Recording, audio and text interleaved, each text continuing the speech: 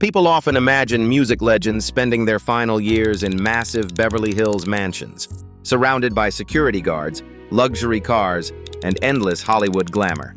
But at 85, Dionne Warwick is living a much quieter life in New Jersey, far from Hollywood and far from the spotlight that once defined her career. And what makes her home so fascinating isn't its luxury. It's what it represents. This house came after she sold more than 100 million records worldwide, created timeless hits like Walk On By, I Say a Little Prayer, and That's What Friends Are For, then faced a shocking financial collapse that left her owing millions in tax debt. She also endured painful family losses and years of people wondering if her legacy had faded. So what really happened to the woman who once had everything? And why did New Jersey become her peaceful final chapter? To understand this home, we first need to see just how big Dionne Warwick once was. And to younger viewers, this part may be the biggest surprise of all, because long before Spotify playlists, TikTok trends, or viral music marketing existed, Dionne Warwick was already operating like a global music empire. Over a career that has lasted more than 6 decades, Dionne has sold more than 100 million records worldwide, placing her among the best-selling female artists of all time. And her most explosive financial era came during her legendary partnership with Burt Bacharach and Hal David between 1964 and 1971. During that period alone, reports show she sold nearly 35 million records internationally and another 16 million in the United States, numbers that were staggering for that era. Then came the charts, and this is where her dominance becomes even harder to ignore. According to Billboard, Dionne scored 56 singles on the Billboard Hot 100, making her the second most charted female artist of the rock era behind only Aretha Franklin.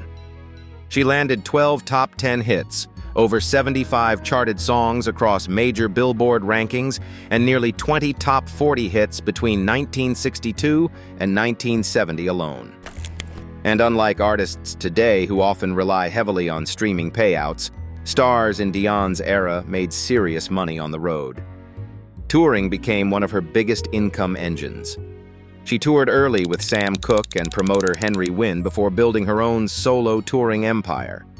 She later performed major shows with Burt Bacharach and headlined venues like Radio City Music Hall, where major performances reportedly generated millions in revenue. Remarkably, she continues touring even today, with performances still listed through Ticketmaster in 2026. Then there was Las Vegas, where stars quietly made fortunes.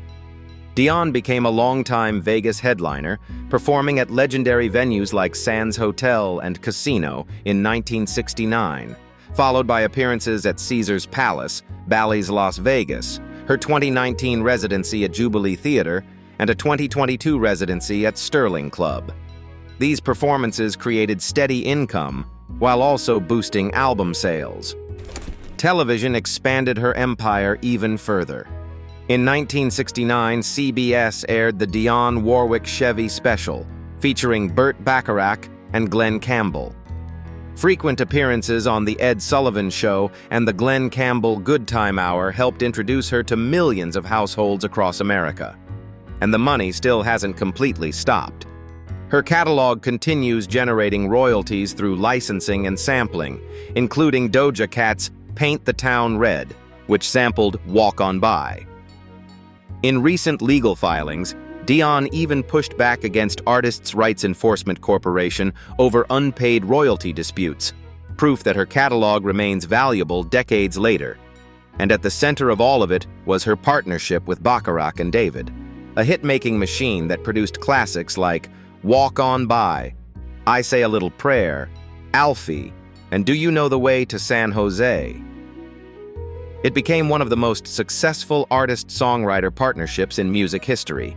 Simply put, Dionne Warwick wasn't just successful.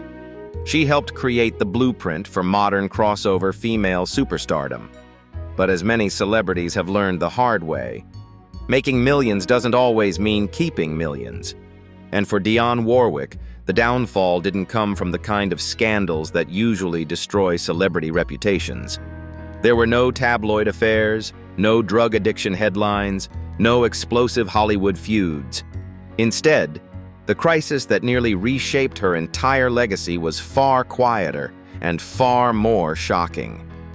In March 2013, when Dionne was already in her 70s and still widely respected as a music legend, she filed for Chapter 7 bankruptcy in New Jersey on March 21, 2013. And the financial documents stunned people.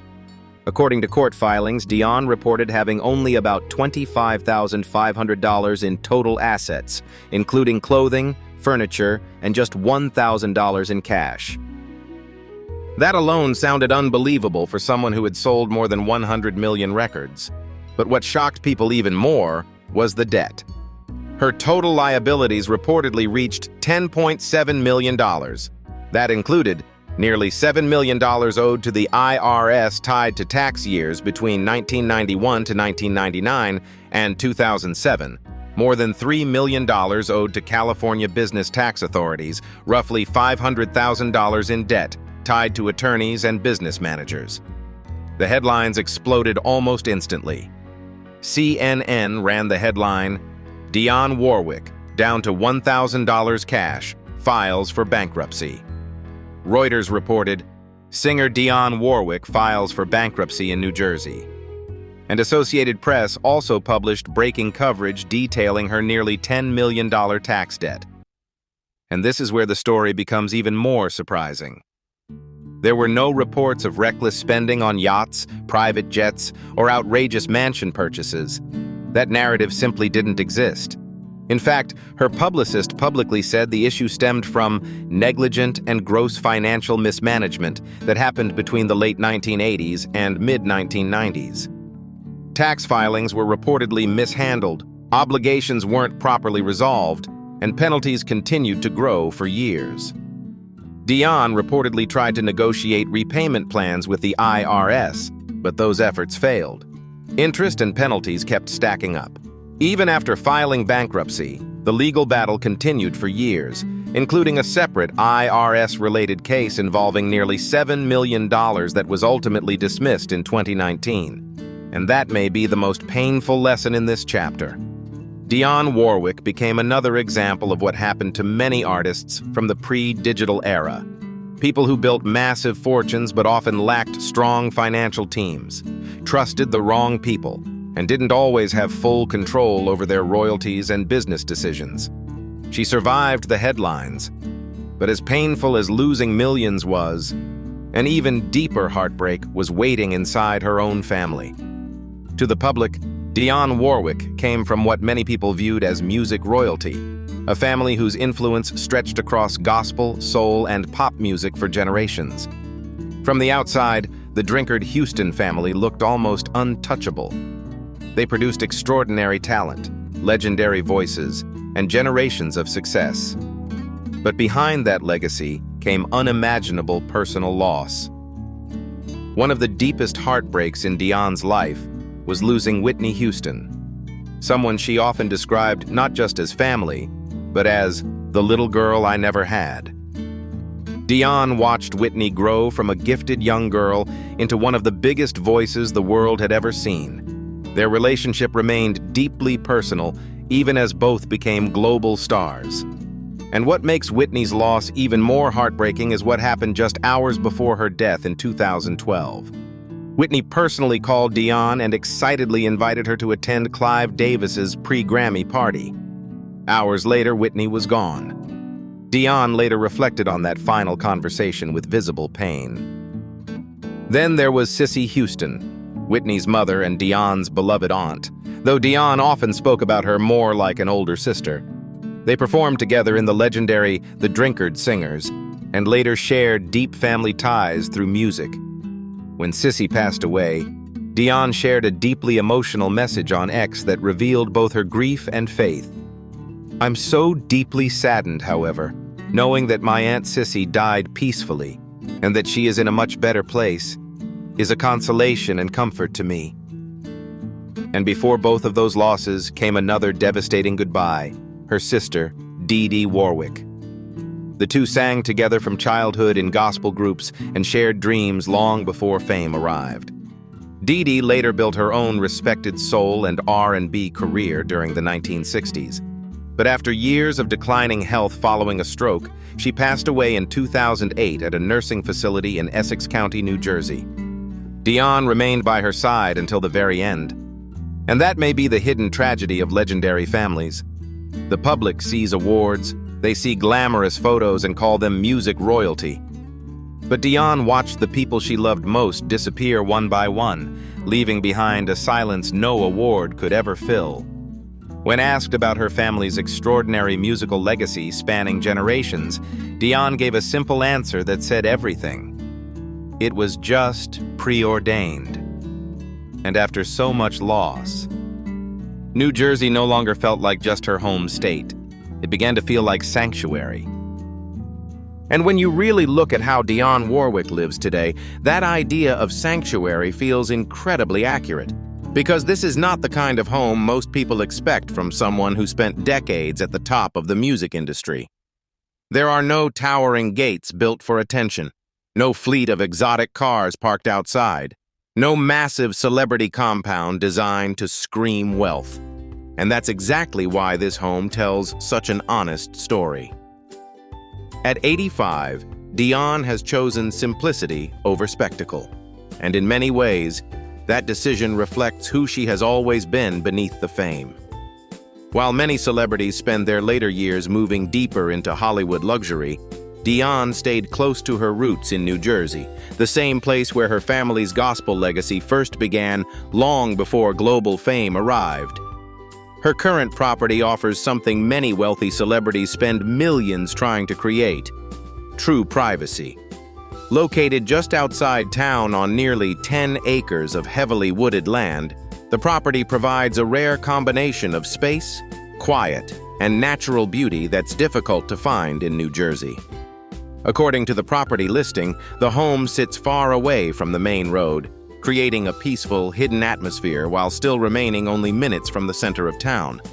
The home itself is a classic colonial-style house with 4 bedrooms and 3 bathrooms. It feels spacious, but never excessive. Comfortable, but not flashy. Inside, the layout reflects practicality more than luxury branding. The first floor includes the main living areas along with a small powder room, creating an open space for everyday living. Upstairs, the second floor includes several bedrooms, a shared bathroom, and a primary bedroom suite. The design feels traditional, functional, and deeply personal, rather than trendy or overly modern. And that may be the biggest twist of all. Dionne Warwick spent decades performing in sold-out arenas, headlining Las Vegas, appearing on national television, and earning millions of dollars. She absolutely could have chosen a louder lifestyle, but instead, she chose peace. This home was never meant to impress strangers. It feels like a place built to protect memories, a place where family history matters more than square footage, and where silence feels more valuable than status. After surviving financial chaos, public scrutiny, and heartbreaking personal losses, this house represents something far more meaningful than wealth. It represents emotional stability. And maybe that's why one of the most overlooked chapters of Dionne Warwick's life feels so powerful. Because while many people remember her for timeless hits, far fewer remember that she used her fame to help save lives. During the mid-1980s, when fear surrounding AIDS was spreading across America, many celebrities stayed silent. The disease was heavily stigmatized, misunderstood, and often ignored by major public figures. Speaking publicly about it could damage careers. Dionne chose to do it anyway. In 1985, she helped bring together an extraordinary group of artists, Elton John, Stevie Wonder, and Gladys Knight, to record That's What Friends Are For, written by Burt Bacharach and Carol Bayer Sager. The song became a cultural phenomenon. It reached #1 on the Billboard Hot 100, won Song of the Year and Best Pop Performance by a Duo or Group at the Grammy Awards, and generated more than $3 million in royalties, all donated to American Foundation for AIDS Research. And what pushed Dionne into action made this story even more personal. She revealed that one of the reasons she became deeply involved was after losing her longtime valet to AIDS. Suddenly, this wasn't a distant public issue. It became heartbreak that touched her own life. Instead of stepping back, she stepped forward. She became one of the earliest major entertainers to publicly support AIDS awareness, later serving as a U.S. Ambassador of Health in 1987. In 1992, she helped open the Brent HIV Center in London and continued supporting American Foundation for AIDS research for decades afterward. In 2024, AMFAR honored her with its Award of Courage, recognizing what the organization called her decades of courage, compassion, and leadership. And after spending decades fighting battles much bigger than fame, her daily life today is surprisingly quiet. These days, Dionne spends much of her time at her home in South Orange, New Jersey, not far from her East Orange roots where her family's story first began. Her daily routine is built around something she once had very little of during her peak years: rest. She enjoys quiet time at home, light walks around the property, and the calm of the surrounding greenery. In interviews, she has spoken about appreciating the peaceful environment around her home, where nature often becomes part of her day. And health has understandably become a major priority. In 2025, Dionne was forced to postpone performances after undergoing emergency surgery due to severe leg pain. According to public statements, the pain had become unbearable, and recovery required her to slow down and move much more carefully. Instead of pushing herself back onto the stage too quickly, she focused on healing, and through it all, music still remains deeply personal to her. Dionne has often said that, "Music is my medicine," and even now, protecting her voice means knowing when to rest. Family has also become the center of her daily happiness. She spends time with her sons, David Elliott and Damon Elliott, along with her grandchildren. After losing Whitney Houston, Cissy Houston, and Dionne Warwick, those family connections seem even more meaningful today. She once joked that, "My niece and granddaughter keep me in the know with weekly gossip calls or daily coffee." That quote says a lot. This is a woman who once generated millions through touring, television, and Vegas performances, and now finds joy in coffee conversations, laughter, music, and peaceful afternoons at home. And maybe that's why Dionne once said, "I love to laugh." After 66 years in the industry, simplicity may be the reward she earned the most. And that leads to the biggest question of all. After all the fame, heartbreak, resilience, and reinvention, what is Dionne Warwick's true legacy?